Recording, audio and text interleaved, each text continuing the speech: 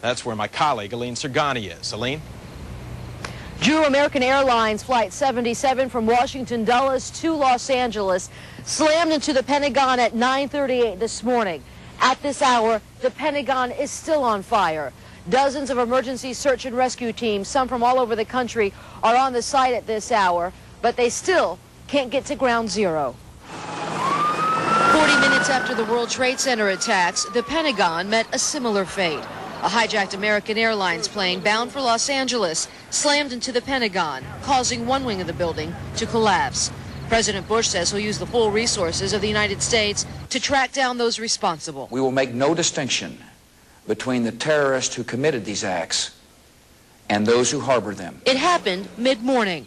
Witnesses say it looked like a huge orange fireball hit the building. I couldn't believe that I saw an American Airlines jet just gliding right in to the side of the Pentagon. A huge black billow of smoke came up. Washington is now under the highest level of security, but officials say even that isn't enough to make any guarantees. A terrorist can attack at any time, at any place, using any technique. It is physically impossible to defend at every time, in every place, against every technique. Partly for that reason, much of Washington was shut down, from federal buildings to offices to schools. God bless America. The Capitol building was also closed, but members of Congress, hundreds strong, returned to Capitol Hill tonight to say life in Washington will go on. These acts of mass murder were intended to frighten our nation into chaos and retreat. But they have failed. And coming out live now, as you can see, the Pentagon is still on fire.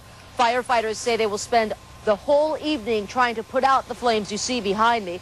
They say the building itself is not stable enough to go inside to search for victims. But the Arlington County Fire Chief says his fear is that the death toll could reach as high as 800. In Washington, Aline Sergani, back to you. Thank you, Aline. And Drew Levinson from New York as well. And that's the situation from both Washington, D.C. and New York at this hour. And we will have continuing coverage of this attack tonight as we'll rejoin CBS after our local news. President Bush addressed the nation this evening. He said thousands of lives were ended by evil, despicable acts of terror meant to frighten our nation into chaos and retreat. But the president told the American people the terrorists have failed. Our country is strong. A great people has been moved to defend a great nation.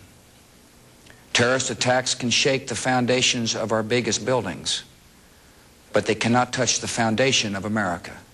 The president also spoke of the children whose worlds have been shattered by today's events.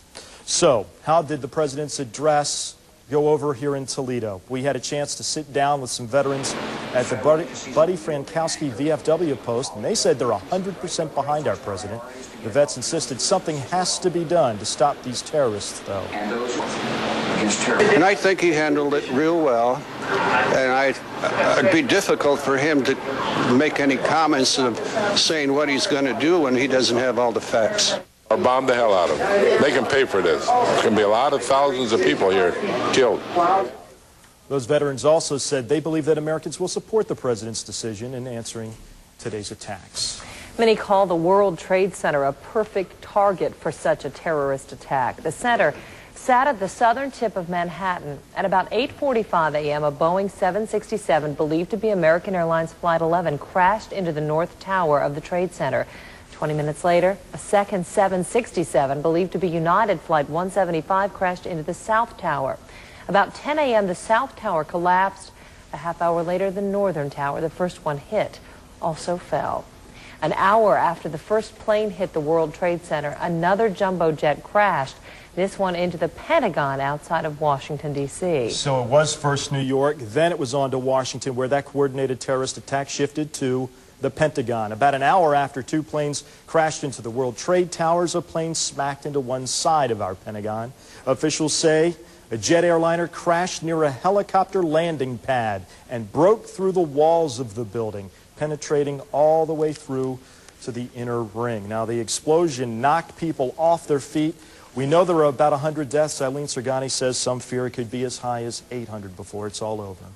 Although we are hundreds of miles away from the bombings, there are people with ties to this area that live in both Washington, D.C. and New York. And tonight I spoke with Jay Utt, whose family is from Toledo. Jay works on Wall Street and saw the second plane crash into the World Trade Center. He also witnessed the pandemonium and chaos in Manhattan today and described to me how horrible it was to watch the two buildings collapse on top of rescue personnel and bystanders. They had a triage, a bunch of rescue triage set up immediately on the sidewalk for rescue people with, that were helping the wounded. And I guess they weren't aware that the thing might collapse, and sure enough, that collapsed right on top of them. And, a lot of firemen, a lot of police officers were in the midst of that, and a lot of them are unaccounted for, and we're learning now that quite a few of them, have died. Although Jay was just a few blocks away from ground zero, you may be surprised to know he did not fear for his own life during the attack. He says there wasn't time to be afraid, but he does have friends who work in the World Trade Center complex and has not heard from all of them yet tonight. He's asking that we keep those people in our thoughts and prayers this evening. So, two planes crashed into New York, one into Washington, D.C. The fourth plane to crash today was about 80 miles outside of Pittsburgh. It was a United Airlines flight en route from Newark, New Jersey to San Francisco. All 45 people aboard are presumed dead. It's just speculation, but that plane may have been headed to Washington, D.C. as well, perhaps targeting the White House or the Capitol building, but somehow, fortunately, it did not make it today. Well, no matter where you live, today's terrorist attack against our country makes us all seem helpless. Even raises more questions than it answers. How could this attack happen? Will it happen again? How will the United States respond to this violence? Paul Paquette is a University of Toledo professor. He teaches a course in terrorism, and he says federal authorities have had a response planned for years. Here's a bit of his comments today. It's what we call target hardening, in which the U.S. has identified potential sites for terrorist attack, what might be popular in terms of a terrorist bombing or chemical type of attack that would obviously gain the media's attention. Again, that's Paul Paquette from the University of Toledo this evening. Now, right after today's terrorist attacks, air travel in this country became impossible. The Federal Aviation Administration grounded all planes, and airports nationwide are closed for the first time in U.S. history. Planes are grounded until at least noon tomorrow.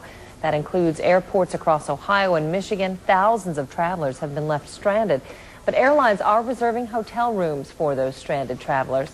Toledo Express Airport and Detroit Metro Airport, both closed. Passengers watched the horror on TV sets. Many rushed to payphones to call their loved ones.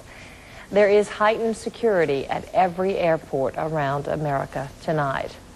The travel story was no better for those trying to go by bus. Greyhound buses in and out of Toledo were tied up all day. Greyhound stopped service at its downtown terminal because the terminal is close to the federal building, which was evacuated.